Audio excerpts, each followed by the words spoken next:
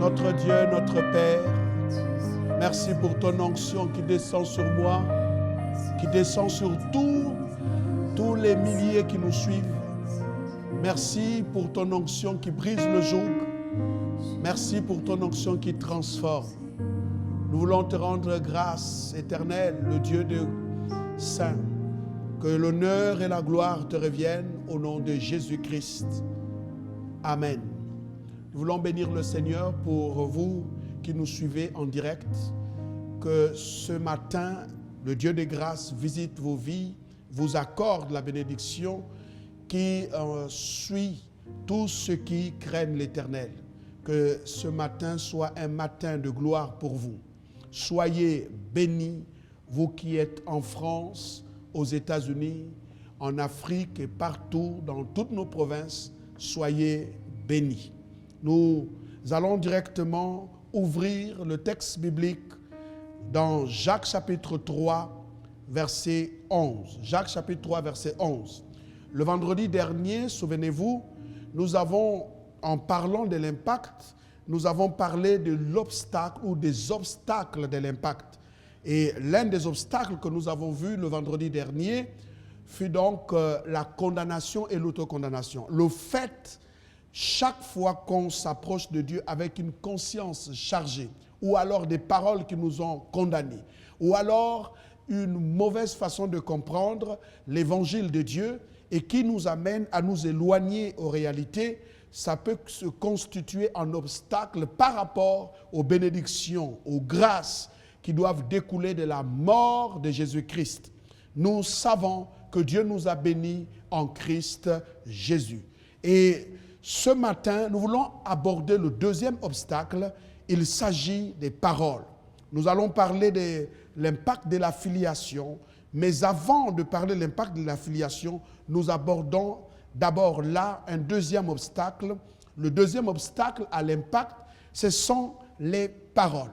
Jacques chapitre 3, verset 11. Jacques chapitre 3, verset 11, la Bible dit « La source fait-elle jaillir par la même ouverture l'eau douce et l'eau amère ?» Quand vous lisez tout le chapitre de l'épître de Jacques, vous allez vous rendre compte qu'il s'agit ici. Le contexte dans lequel Jacques poursuit son discours est un contexte de la langue, de la parole. Alors que Jacques essaye de nous donner l'importance même de maintenir sa langue en bride, l'importance même de pouvoir éviter de mauvaises paroles. Jacques dit, il en est de même pour un homme. En fait, les paroles d'un homme sont une source, c'est ce qu'il dit. La source fait-elle jaillir par la même ouverture? L'ouverture en question, c'est la bouche. Par la même ouverture, est-ce qu'on peut trouver de l'eau douce et de l'eau amère? Ça veut dire que Jacques est en train de dire ici que la parole d'un homme est aussi une source, que les paroles sont des sources. Les paroles sont des sources, pas forcément la source là où on va boire, même si c'est le cas, parce que nous buvons de l'eau qu'on appelle l'eau de la parole. Donc la parole est aussi ici la métaphore de l'eau.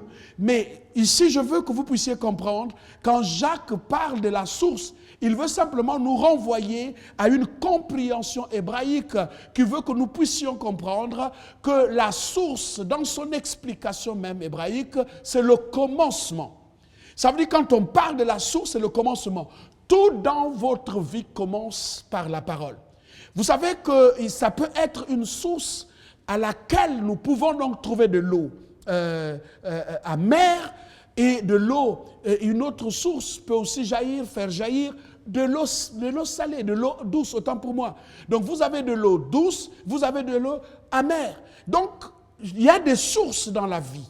Vous pouvez être une source de laquelle on peut tirer de l'eau amère, tout comme vous pouvez être une source qui fait jaillir de l'eau douce. Tout dépend de à quel niveau vous vous situez.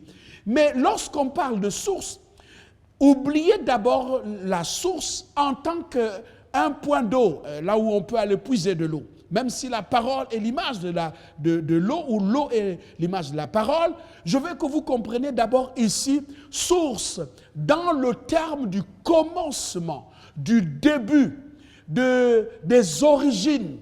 Ça, c'est très important. Je voudrais vraiment, s'il vous plaît, inviter ceux qui ont, du moins, comment dirais-je, une pensée pour leur destinée à comprendre le message de ce matin. C'est très important. Donc, si la source est le commencement, donc ce n'est pas en vain que l'apôtre Jean nous dit qu'au commencement était la parole. Au commencement était la parole, elle était au commencement, la parole était avec Dieu et la parole était Dieu. Qu'est-ce qui était au commencement? La parole. Donc la parole était avec Dieu et la parole était Dieu. Mais regardez ce que l'apôtre Jean dit, rien de ce qui a été fait n'a été fait sans elle. Donc tout ce qui existe a existé à partir de la parole. Qu'est-ce qui peut donc dégager d'une parole? C'est le commencement. Ça veut dire que toute chose qui existe tire ses origines, tire son commencement, tire son début à partir de la parole. Donc la parole va tracer votre commencement. La parole va tracer votre début. Si vous avez des choses que vous allez rater demain, ces choses commencent par la parole.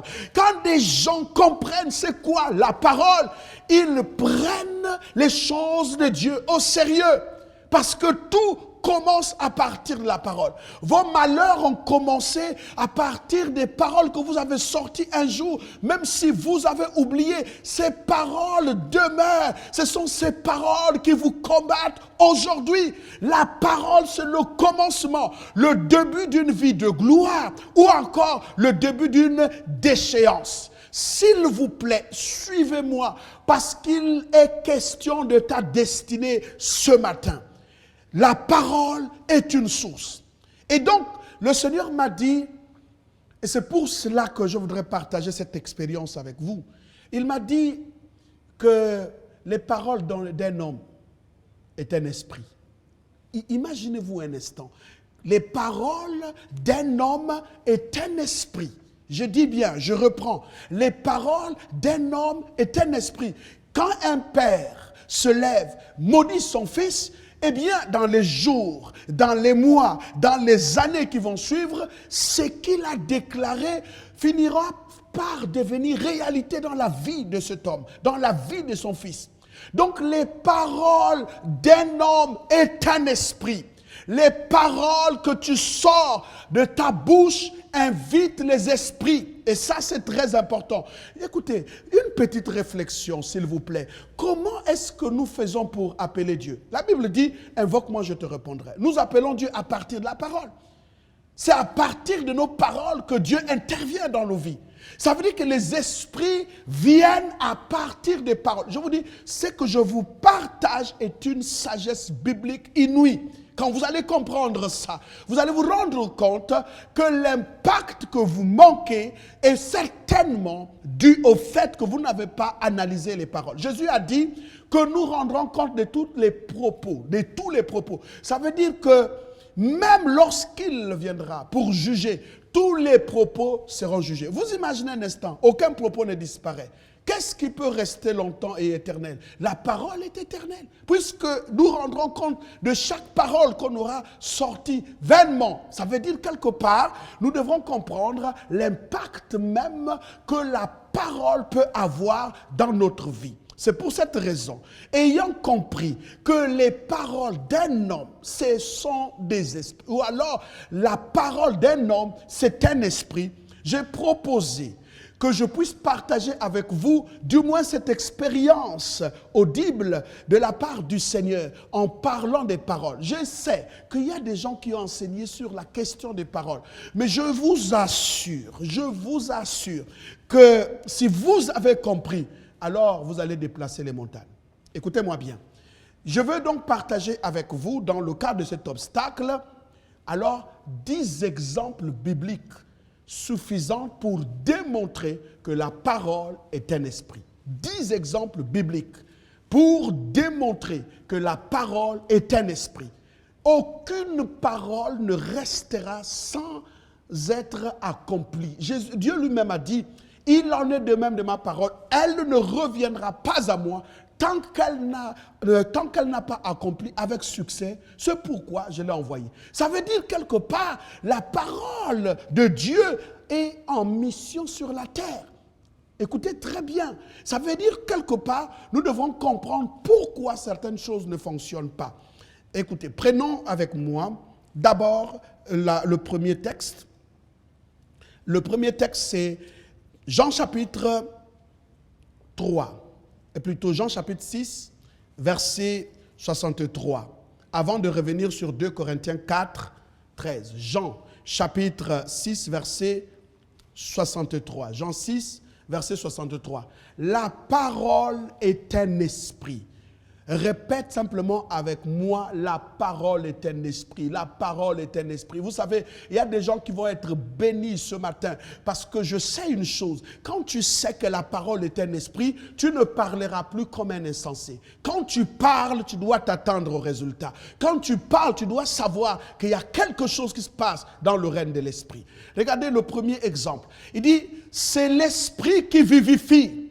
La chair ne sert à rien. Écoutez-moi bien. Ça veut dire que très souvent nous avons considéré la chair. Non, la chair ne sert à rien. Jésus a dit, la chair ne sert à rien.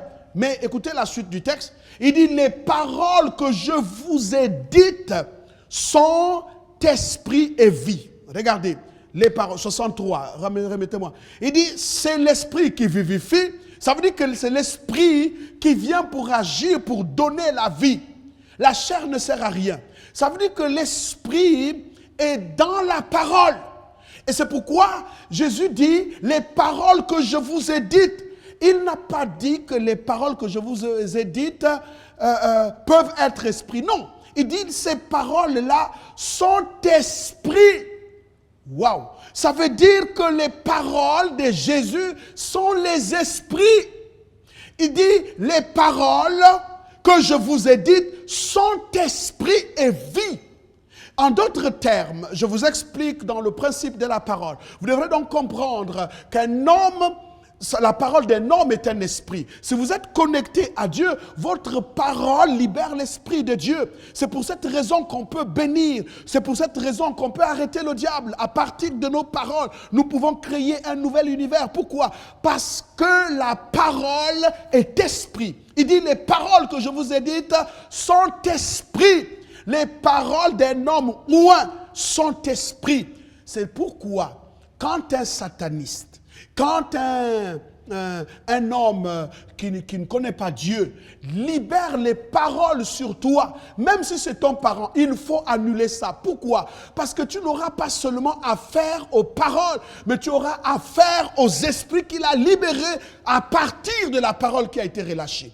Je suis en train d'éveiller la conscience de quelqu'un. Je sais que de là où tu es en train de me suivre, toutes les mauvaises paroles prononcées sur toi, je les déclare nulles et non effet au nom de Jésus-Christ de Nazareth. Pourquoi? Parce que même la bénédiction de Dieu est venue par la parole.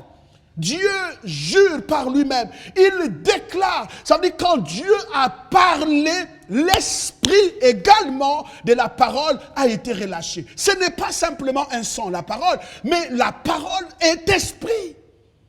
Quand je parle, quand je déclare, Même si vous avez l'impression de ne pas m'entendre, mais l'univers m'entend. Quand je parle, je déclare, les éléments m'entendent. Quand Jésus a parlé au vent, dites-moi un peu, est-ce que le vent était une personne? Non, mais Jésus a parlé au vent et le vent lui a obéi. Ça veut dire que la parole est esprit. Regardez, faites juste un exemple. Vous prenez votre main, vous mettez devant votre bouche, vous commencez à parler. Vous allez vous rendre compte qu'au moment où vous êtes en train de parler, il y a donc un vent qui sort. Le vent qui sort, vous ne voyez pas, mais le vent qui sort accompagne la parole. Qu'est-ce qui fait en sorte que votre parole puisse avoir de l'effet et se faire entendre? C'est le vent, la laine. C'est ce qu'on appelle en hébreu roura, l'esprit.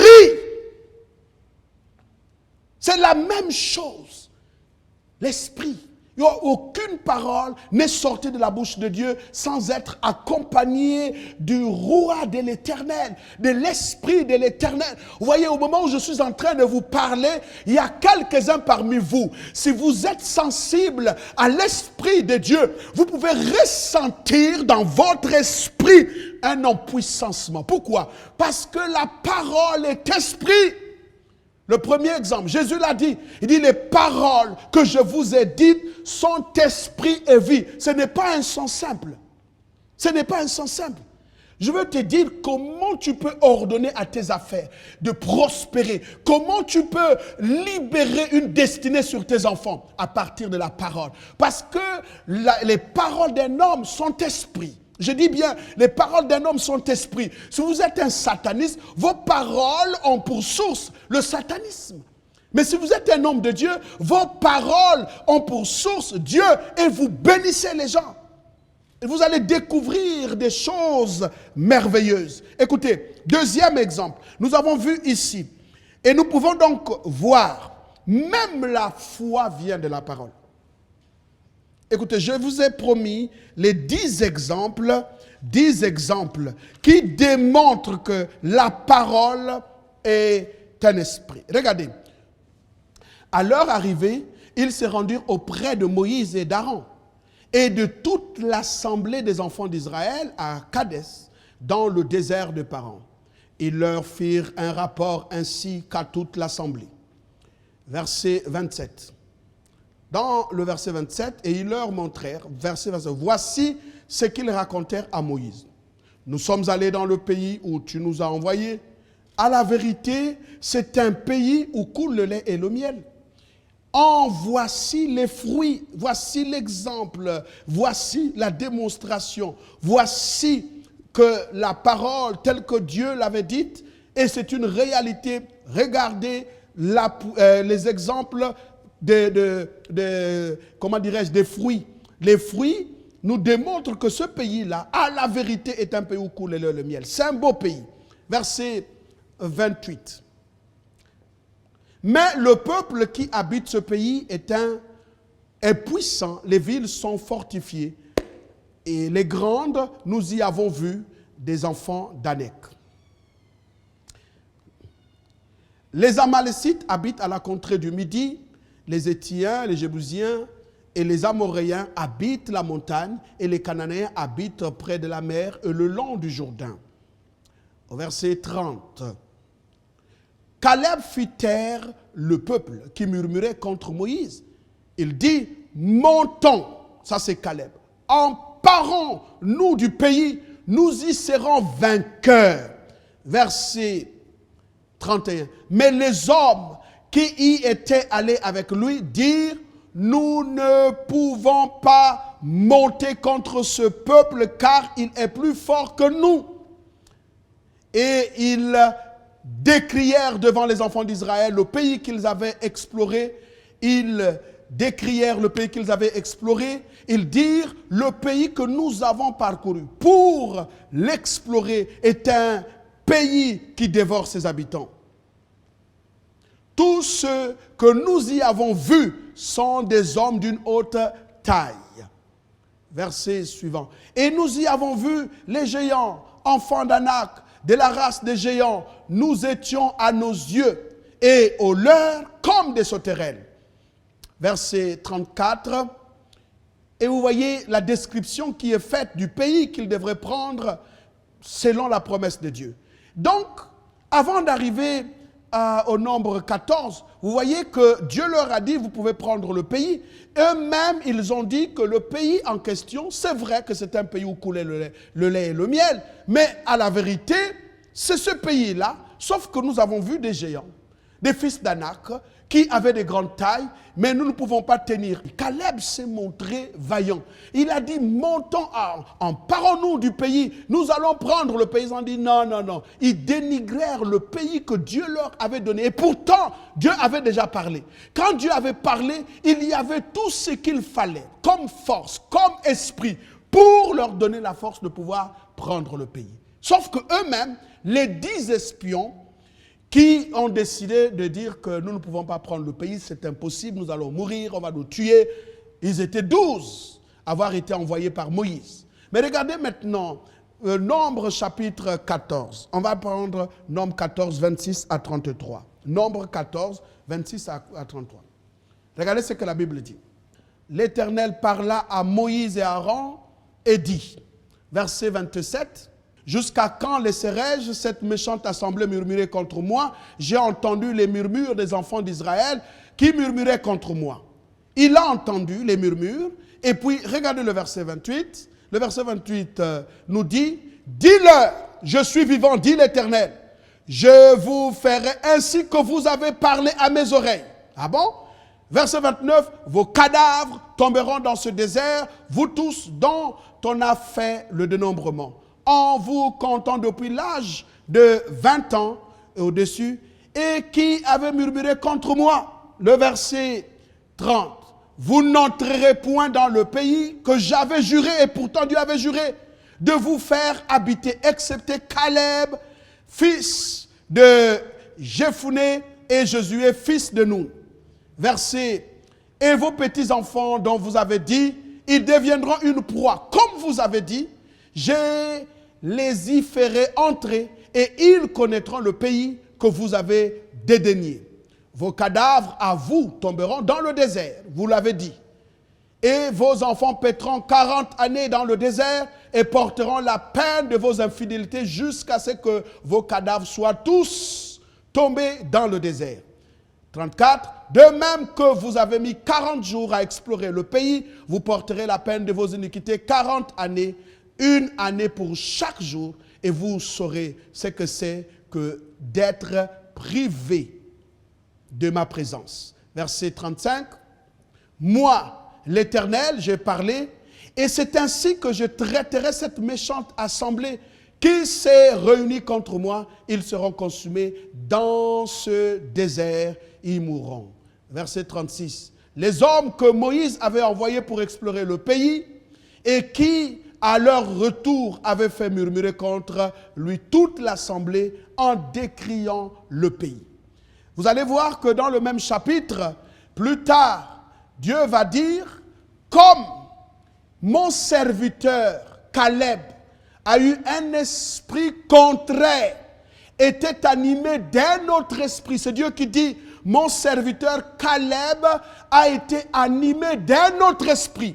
Ça veut dire que quand les 12 sont revenus, il y avait donc un esprit qui animait les 10 et qui disait, nous ne pouvons pas entrer et prendre le pays. Il y avait un autre esprit qui animait Caleb et Josué, qui pour eux, il y avait une possibilité de prendre le pays.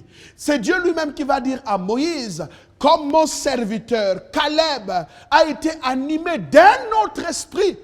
Et pourtant, Caleb juste était en train de parler, mais pendant que Caleb parlait, il était animé d'un autre esprit, et c'est cet esprit qui démontrait la qualité des paroles de Caleb.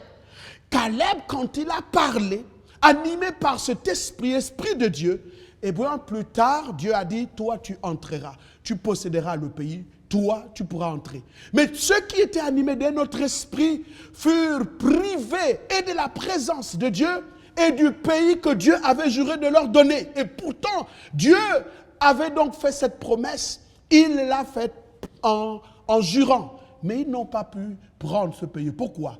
Parce que les paroles d'un homme est un esprit. Je dis bien, les paroles d'un homme est un esprit. Regardez un autre exemple pour montrer que les paroles attirent les esprits. Daniel chapitre 9, verset 20. Troisième exemple. Alors que nous sommes en train de courir après le temps, vous allez comprendre que les paroles d'un homme sont esprit. Les paroles sont esprit. Ce que vous déclarez, c'est une substance spirituelle. Ne pensez pas que si vous dites mal, de mauvais propos sur votre conjoint, sur vos enfants, sur une personne, ça reste comme ça. Non, c'est un esprit. Comprenez cela. Et peut-être nous allons voir comment maintenant jouir, bien sûr, des grâces que Dieu a données. Et pourtant, Dieu avait déjà juré de leur donner le pays. Dieu a juré en Christ Jésus de nous accorder toutes sortes de bénédictions. Mais si nos paroles ne sont pas des paroles de foi qui rencontrent notre destinée, eh bien nous allons être nous-mêmes les destructeurs de nos propres grâces. Daniel était en train de parler. Il priait. Et là, il dit, je parlais encore. Remettez-moi, s'il vous plaît, le texte. Daniel, il savait que Dieu avait dit 70 ans, après, je devais visiter le pays. Vous visitez dans le pays de votre captivité pour vous faire sortir de ce pays-là. La Bible dit, je parlais encore. Il s'agit de Daniel. Je parlais encore, je priais, je confessais mon péché et le péché de mon peuple d'Israël et je présentais mes supplications à l'Éternel, mon Dieu, en faveur de la sainte montagne de Dieu, de mon Dieu. Il dit, je parlais encore. Ça veut dire qu'au moment où j'étais encore en train de parler dans ma prière, il parlait, mais dans sa prière. Il parlait, mais dans sa prière. Ça veut dire qu'il faisait des proclamations. Il rappelait à Dieu. Quand l'homme Gabriel, que j'avais vu précédemment dans une vision, s'approcha de moi d'un vol rapide au moment de l'offrande du soir. À quel moment Daniel a vu l'ange descendre d'un vol rapide, quand il était encore en train de parler. Mes amis, vous pouvez appeler les esprits. Quand je parle des esprits, je veux bien être clair. Vous pouvez appeler des mauvais esprits avec des mauvaises paroles. Tout comme vous pouvez appeler les anges de Dieu avec la parole de Dieu. Quand vous proclamez, je veux dire à quelqu'un, lorsque les choses semblent être difficiles, tu n'es pas obligé de dire une parole qui va te combattre. Non, lève-toi de là où tu es. Commence à faire des proclamations. Je sais, comme dit Paul, en toutes choses, tu nous as rendus plus que vainqueurs. Paul a dit, dans toutes ces choses, nous sommes plus que vainqueurs par celui qui nous a aimés.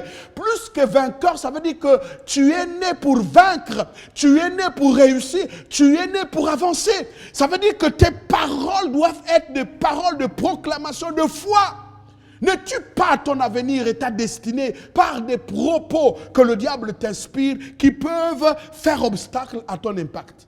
Il dit, je parlais encore dans ma prière. Vous savez, quand vous êtes en train de parler, ne parlez pas vos paroles à vous. Non, parlez la parole de Dieu. Je dis quoi? Parlez la parole de Dieu. On te dit que cette infirmité ne peut pas partir. Lève-toi, commence à déclarer, car il est écrit. Lorsque tu es en train de dire, bien, maintenant je ne te combats pas à mon propre nom. Non, mais écoute, je viens devant toi au nom de l'Éternel. Commence à libérer sa parole. Commence à rappeler sa parole. Et quelque chose va se produire. Il va avoir un résultat. La Bible dit, l'ange Gabriel est descendu d'un vol rapide. Ce n'est pas un vol retardé. Ce n'est pas entraînant le pas. Non, quand Daniel a commencé à parler, en ce moment-là, l'ange est descendu d'une rapidité extraordinaire. Je suis en train de dire à quelqu'un qui est en train de m'entendre, peut-être que tu ne connaissais pas ça, proclame, libère, rappelle, tu verras un vol rapide d'un ange arriver à l'instant où je parle. Parce que Dieu, c'est sa parole. Regardez le verset 22. Le verset 22 dit ceci. Il m'instruit et s'entretient avec moi. Il me dit, Daniel, je suis venu maintenant pour ouvrir ton intelligence. Lorsque tu as commencé à prier, Et la parole, my God, my God, my God. Il dit la parole est sortie. My God. Aïe, aïe, aïe. Je ne sais pas si vous êtes en train de comprendre.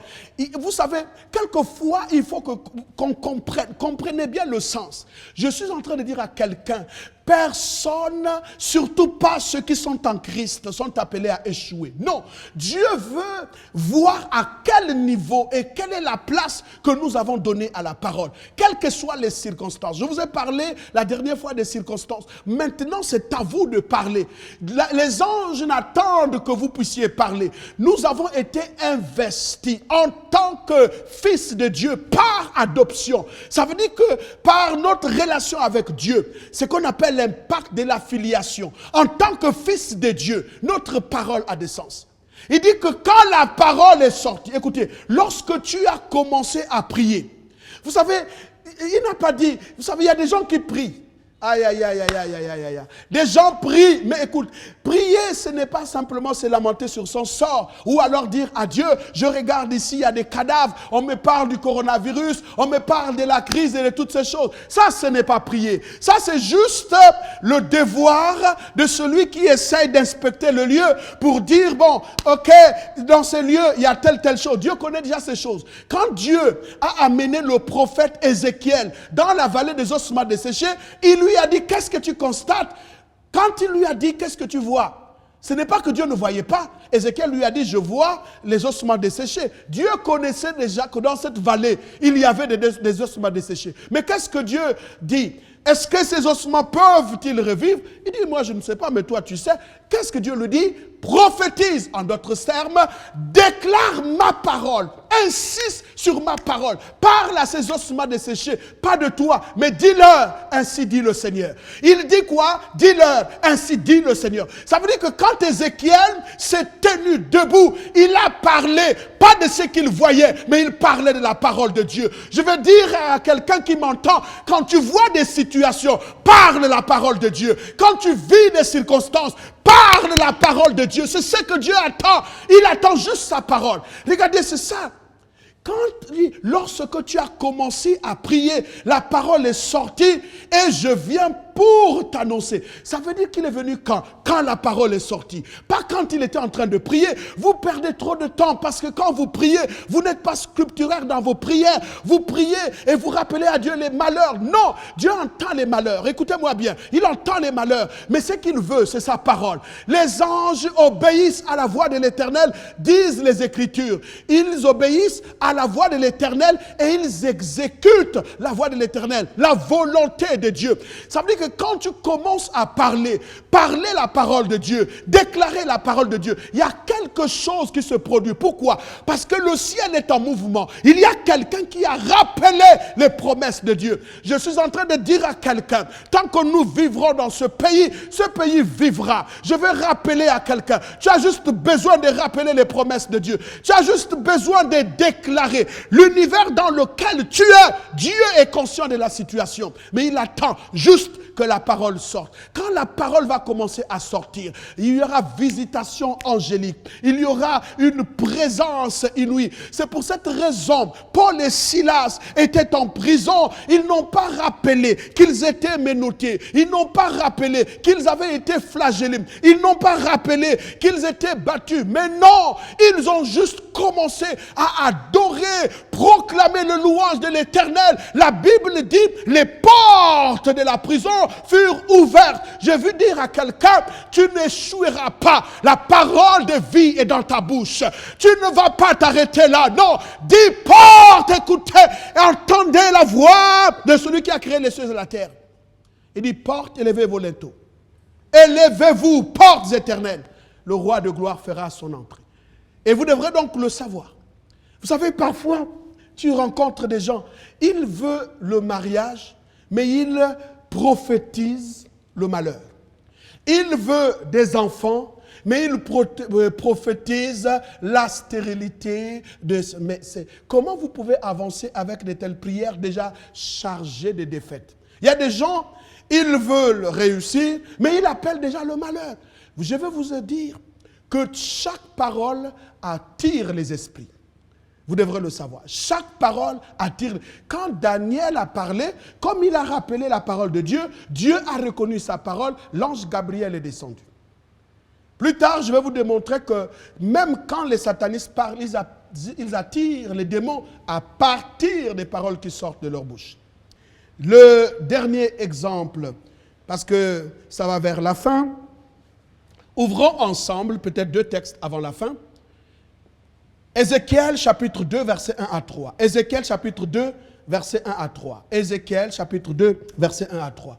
La Bible dit, dans Ézéchiel chapitre 2, la parole est esprit. La parole est esprit. Même les chaises que vous voyez là, quand la parole esprit commence à déclarer, les choses prennent vie. Vous savez, la Bible dit que c'est l'esprit qui vivifie. Votre santé peut changer si vous commencez à déclarer la parole de Dieu. La Bible dit, tu diras, Ézéchiel chapitre 2, j'ai dit Ézéchiel chapitre 2, versets 1 à 2. Ézéchiel chapitre 2, versets 1 à 2. La Bible dit, il me dit, fils de l'homme, je t'envoie vers les enfants d'Israël, vers ce peuple rebelle, qui se sont révoltés contre moi, eux et leurs pères ont péché contre moi jusqu'au jour où même, oui, dès qu'il m'eut adressé ces mots, l'esprit entra en moi. Donc, pendant qu'il était en train de me parler, comme la parole est esprit, la Bible dit, l'esprit entra en moi. Regardez, remettez-moi le texte s'il vous plaît. Il dit, dès qu'il m'eut adressé ces mots, l'esprit entra en moi et me fit tenir sur mes pieds. Et j'entendis celui qui me parlait. Écoutez-moi bien, même si aujourd'hui on dit que tu ne peux plus te relever, les paroles que je suis en train de dire, tu te relèveras. Tu te tiendras debout sur tes pieds. Il y a des choses que tu as pensé que c'est une peine perdue, c'est parti. Non. Écoutez, tout est dans la parole. Genèse. Je vais lire Genèse 27, verset 28, comme le dernier texte. Genèse 27, verset 28 jusqu'à... Alléluia.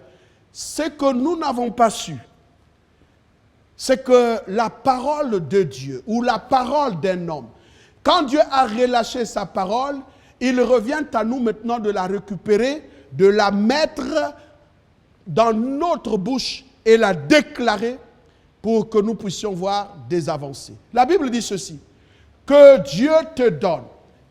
Isaac est en train de bénir son fils. Remettez-moi, allez en long jusqu'au verset 27, à partir du verset 27 pour voir le contexte. Le verset 27, s'il vous plaît, du même chapitre, verset 27, juste un peu plus. Jacob s'approcha et le baisa. Isaac sentit l'odeur de ses vêtements, puis il le bénit et dit, voici. Il bénit, il dit. Ça veut dire qu'il a libéré la parole. Qu'est-ce qu'il dit? Il dit, voici l'odeur de mon fils, est comme l'odeur d'un champ que l'Éternel a béni.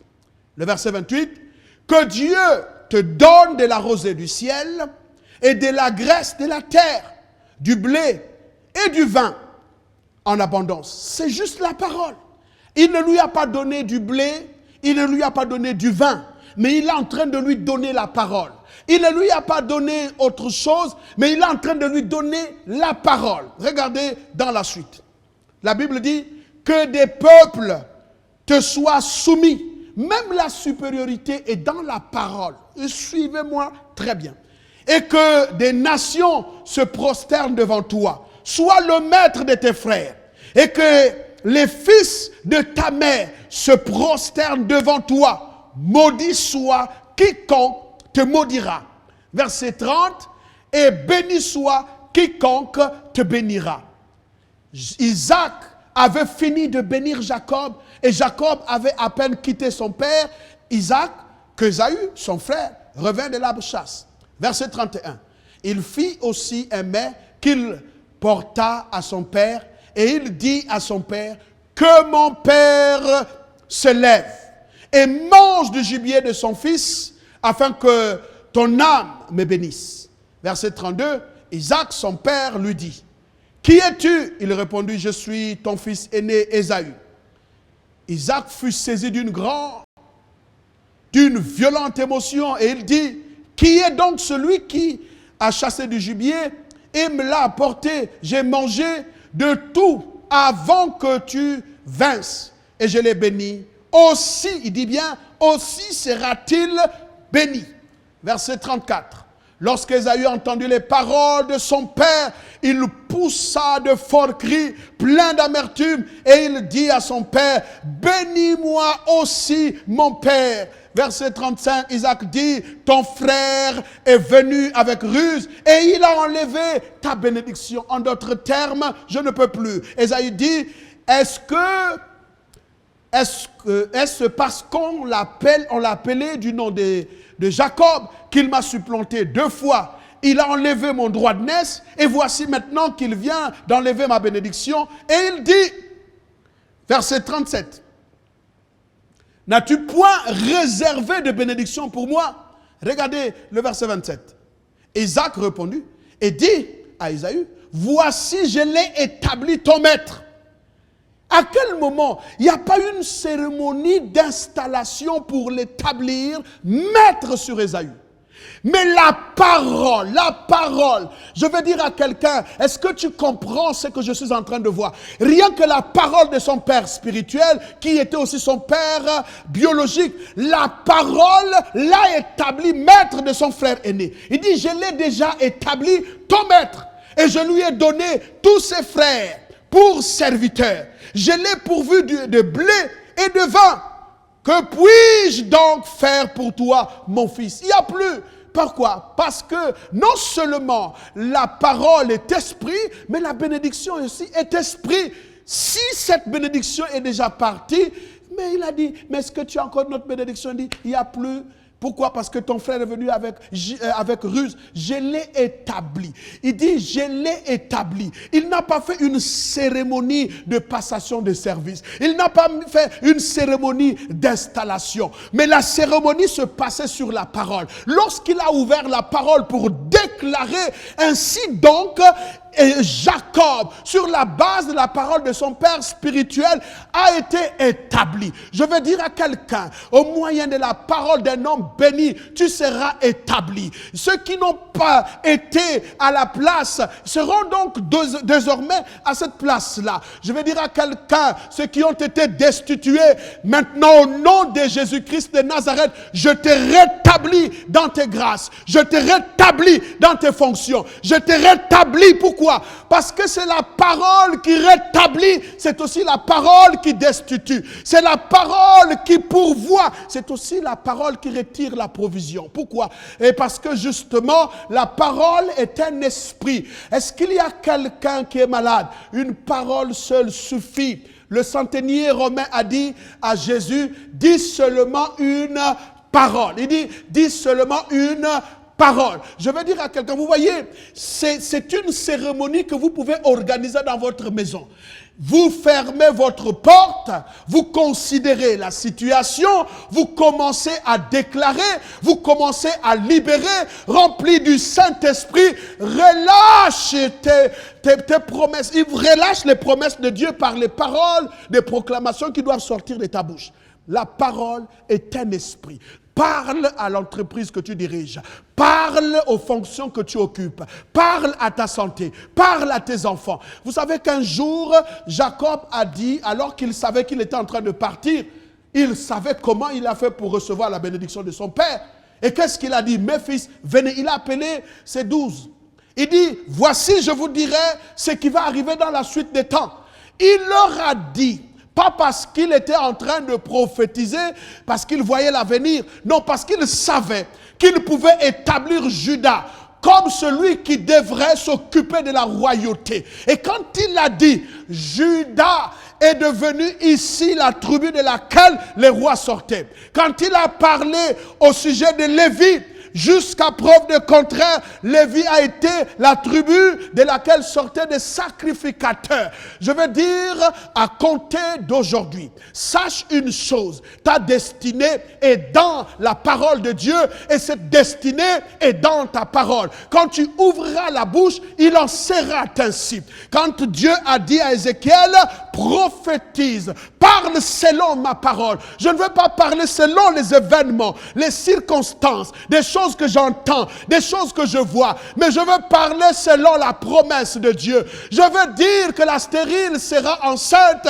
et enfantera 7 fois, comme a dit Anne. Je veux dire que le pauvre deviendra riche, comme a dit la parole de Dieu. Je veux dire à quelqu'un que le faible dise que je suis fort. Je veux dire que tout vient de la parole de Dieu.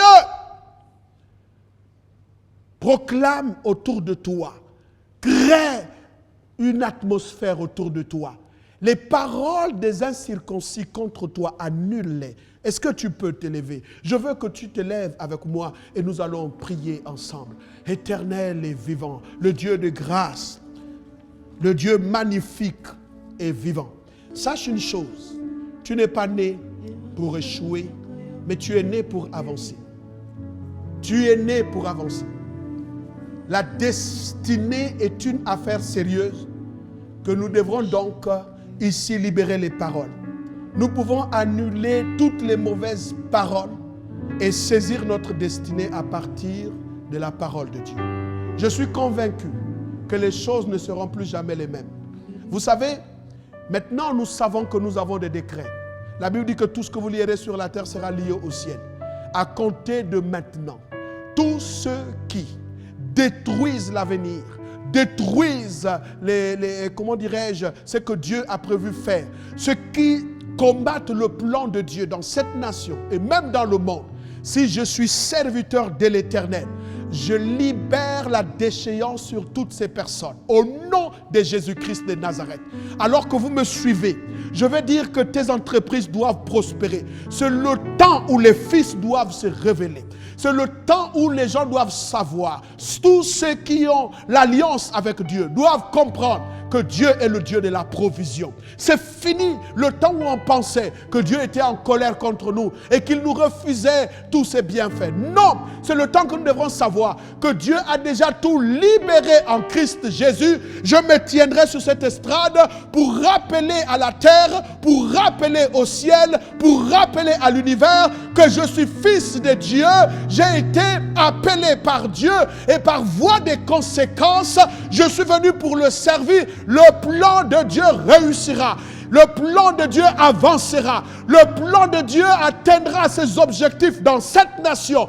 Et toi qui me suis, à l'instant où je suis en train de parler, que la parole de grâce soit libérée. Je libère, comme Isaac l'a fait sur Isaac, la provision divine. Je t'établis sur les grâces de Dieu, que tu règnes comme la parole le promet au nom de Jésus-Christ de Nazareth. Commence à bénir le Seigneur. Commence à lui dire merci. Commence à déclarer les promesses de Dieu, car Dieu est fidèle. Tu es un fils du royaume. Alors, pendant que les chantres nous accompagnent, prie avec moi. Commence à rendre grâce. Commence à bénir le Seigneur. Alléluia. Erebo sakanderebosha. Rinda makarabo sandabakara. Oria bababa. Rikarabo sandabababa. Alléluia. Alléluia. Alléluia. Merci Seigneur. Alléluia. Lève tes mains maintenant. Je déclare dans le nom de Jésus, en vertu des grâces qui accompagnent tous ceux qui sont en Christ, que le ciel est favorable sur toi et que tes oreilles s'ouvrent, pas pour entendre des paroles de condamnation, mais pour entendre Dieu te dire, tu es mon fils, en toi j'ai mis mon affection. Aujourd'hui, la terre te reconnaît comme fils de Dieu. La Bible dit que la terre et ceux qui y habitent, le monde et ce qui le renferme appartiennent à l'Éternel. Dieu t'établit par sa parole comme co-héritier avec Christ. Nous sommes héritiers des promesses du Père Abraham. J'entends dans mon esprit une voix qui dit, désormais se lèvera sur cette terre des hommes et des femmes de foi qui entreront dans les promesses telles que déclarées dans la parole de Dieu et qui pourront à leur tour booster la foi de plusieurs. Tu es béni pour la vie. Tu es béni pour la vie. Tu prospères à tous égards. Tu es en bonne santé. que l'Éternel, le Dieu que nous servons, bénisse ta famille au nom de Jésus-Christ. Amen. Gloire et honneur soient rendus à Dieu. Mes bien-aimés dans le Seigneur, voici le message que j'avais à cœur de partager avec vous. Je sais que vous avez été richement bénis et j'en suis conscient. Je voudrais juste vous rappeler que nous continuerons notre programme la semaine prochaine et là nous allons approfondir sur la question de l'impact de la filiation. Maintenant vous avez compris c'est quoi les obstacles à l'impact. Soyez bénis, je vous aime, je vous aime, je vous aime. Je fais juste un rêve, c'est qu'un jour, peut-être dans les jours qui vont suivre, qu'on se retrouve encore comme les jours d'autrefois pour célébrer notre Dieu. Soyez bénis. Passez ce message aux autres. Faites en sorte que vous soyez le canal par lequel les gens doivent être bénis ou seront bénis. Une femme m'a appelé depuis Paris et a parlé avec moi combien Dieu l'a vraiment béni au travers des messages sur les circonstances et sur l'impact. Faites de même, faites de même, faites de même, faites de même. Alors, je voudrais vraiment vous donner un encouragement cette semaine. Vraiment, le programme de la semaine est un programme qui sera donc annoncé. Nous aurons probablement une semaine pour annoncer le séminaire.